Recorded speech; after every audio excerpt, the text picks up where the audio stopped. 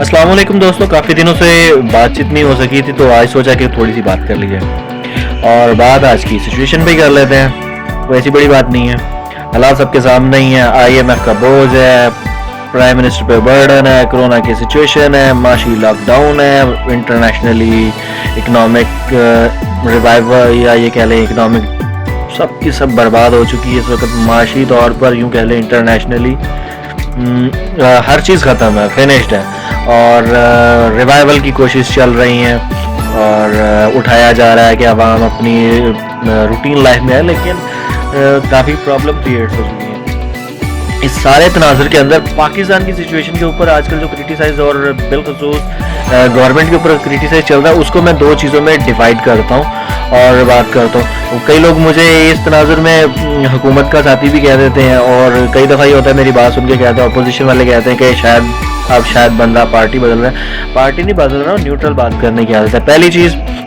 सारा माशी लॉकडाउन हुआ, हमारी मईशत का बेड़ा गर्क हो गया। भाई साहब हम किस दिन अपनी मईशत पे खड़े हुए थे जो आज बेड़ा गर्क हो गया?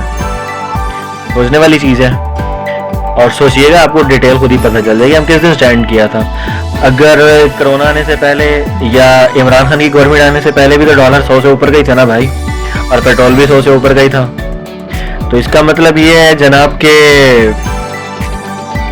इकोनॉमिकली हम इतने अच्छे नहीं थे, बस गुजारा चल रहा था। अभी भी सेम एज इट इज उसी तरह ही है, उसमें कोई खास फर्क नहीं पड़ा। हाँ ये हुआ है कि अब हमें चीज़ें एक एक चीज़ महसूस होनी शुरू हुई है जो पहले हमें महसूस नहीं होती थी। पहले हम बोल नहीं पाते थे अपने क्या कहते हैं अवामी नुमाइंदगान के सामने या ब्यूरोक्रेसी के सामने।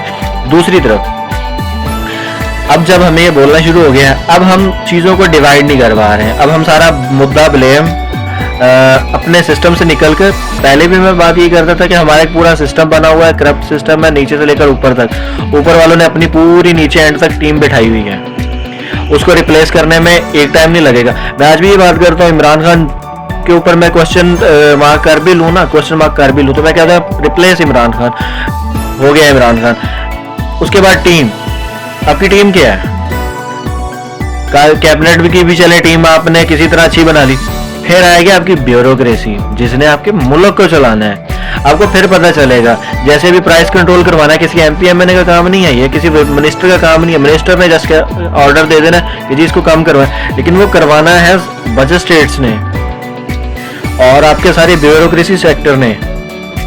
पिछले दिनों लॉकडाउन हुआ है ना, सबको पता है ना, सब जानते हैं, बहुत अच्छे तरीके से जानते हैं, किसको नहीं पता कि लॉकडाउन हुआ, सारी मार्केट्स बंद हो गई, लेकिन सबको पता है कि मार्केट्स किस तरह खुलती थी, किस तरह चीज़ें सेल होती थी और किस तरह चीज़ें खरीदी जाती थी और 1 रुपए की चीज़ कैसे 5-5 10-10 रुपए में बेची जाती थी। और फिर उसके बाद ताजरान इतने मासूम, शरीफ और गरीब और टैक्स से बचने के लिए जी लुट गए जी, बर्बाद हो गए। सरकार ने भी बगैर देखे सोचे समझे, जो ब्यूरोक्रेसी ने रिपोर्ट पेश की, उन्होंने कहा जी बस लुट गए, इनको तो टैक्स फ्री कर दो। जबकि पूछा जाए ना तो जितना हमारा लोकल वो क्या कहते हैं ट्रेडर्स थे, ताजरान थे, उन्होंने बड़ा बेनिफिट कमाया है। 1 रुपए की चीज़ 5-5 में सेल की है। ऐसे चला लॉकडाउन और टैक्स फ्री हो गए हैं। उल्टा लोन ने गवर्नमेंट ने बड़ी कंपनीज को लोन दे दिया कि भाई आप अपने एम्प्लॉयज की सैलरी पे करें, अर्निंग करके फिर कुछ थोड़ा थोड़ा करके पहले 3 माह का उनको किया, अब 6 माह का उनको एक्सटेंड कर दिए। ये एक सारा विजन है। अब आपको समझ आएगी कि आपका जो सिस्टम है ना एक्चुअली वही खराब है। आप अदालत के सिस्टम पे चले जाएं, एक केस पड़ा हुआ आज अगर वो मैंने किया तो फिर वो मेरे पोते पड़पोतों पे जाके कहीं फैसला होगा, और अगर फिर भी खुदा ना खासा गलत हो गया तो फिर आगे उनके पड़पोतों तक बात जाएगी। तो ये वाली चीज़ है कि आपका जो एक ओवरऑल सिस्टम है ना, एक्चुअली आपको सिस्टम चेंज करना है। सिस्टम चेंज करने का तरीकाकार क्या है जी? मैं अपने बेटे को भर्ती करवाऊंगा 5 लाख रुपए देके? नहीं जनाब, आपको पहले करप्शन रोकनी है। और करप्शन कहाँ से रोकनी? करप्शन अपने अंदर से रोकनी है। आपको फिर पता चलेगा आप वोट किस बेस पे देते हैं, आपको वो पता चलेगा। आप अपना बच्चा किस बेस पे भर्ती करवाते हैं, आपको वो पता चलेगा। आप अपना माल खरीद के लेके आते हैं, आपको फिर पता चलेगा कि आप किस बेस पे कर रहे हैं। इवन कि आप जो दिहाड़ी लगा रहे हैं, मजदूरी कर रहे हैं या जॉब कर रहे हैं, आपको अपनी सर्विसेज को देखना पड़ेगा। क्या आप जो सैलरी पैकेज ले रहे हैं क्या उसके मुताबिक पूरी सर्विसेज दे रहे हैं? एनालिसिस कीजिएगा। टीचर अगर अपनी पूरी सर्विसेज दे रहा है तो स्टूडेंट की क्या मजाल है कि वो जनाब एकेडमी जा रहा है? मजदूर अगर पूरी सर्विसेज दे रहा है अपनी, तो क्या मजाल है कि एक दिन का काम वो 2 दिन में हो रहा होता है।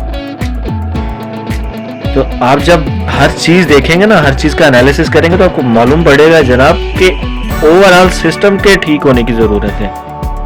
सजा खाली नवाज शरीफ को देने से काम नहीं हो जाएगा, कोई बड़ी चीज नहीं है। नवाज शरीफ को सजा देना कोई बड़ी चीज नहीं है। नवाज शरीफ को सजा नहीं देनी, बल्कि आपने उस नवाज शरीफ जिस सिस्टम में था, या जो नवाज शरीफ ने सिस्टम बनाया था, या जो जरदारी ने बनाया, या जो ये अभी इमरान खान के दौर में माफिया काम कर रहा है, आपने इस पूरे सिस्टम को डिस्ट्रॉयड करना है। और इसकी जगह आपको वो टीम लेके आनी है जो ईमानदार होगी, फिर आपका मुल्क पैरों पर खड़ा होगा जनाब, फिर आप आपस की लड़ाइयों से बाहर निकलेंगे। और आप इस चीज के ऊपर सोचिएगा और अपने अंदर से सोचिएगा, फिर आप इस चीज के ऊपर फैसला करेंगे।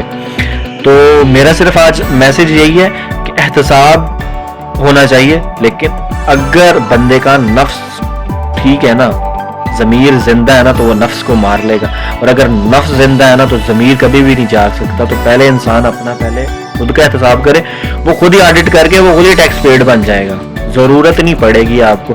तो उसके लिए पहले एहतसाब खुद का और फिर अपने सिस्टम के ऊपर गौर करने की ज़रूरत है, ताकि अगर इमरान खान आज डिलीवर नहीं कर पाया, तो पिछले 5 साल में नवाज शरीफ ने जो कुछ डिलीवर किया, ईमानदारी से बैठ के ठंडे दिमाग से सोचिएगा। सड़क बनाने से अगर कोई ये सारी स्कीम चली है, कोरोना वाला सिस्टम चला है या कुछ और भी चला है, तो वो मुतहम्मल वो भी नहीं बन सकता था भाई। जरदारी ने भी कुछ नहीं किया। आपको माननी पड़ेगी ये चीज़ें, आपको प्रैक्टिकली रूट पे आना पड़ेगा, फिर आपको ये सारी चीज़ों की समझ लगेगी। और मेरी कोई बात बुरी लगी हो तो वो कमेंट्स में ज़रूर बताइएगा। बाकी वीडियो को लाइक कीजिए, सब्सक्राइब कीजिए मेरे चैनल को। Thank you.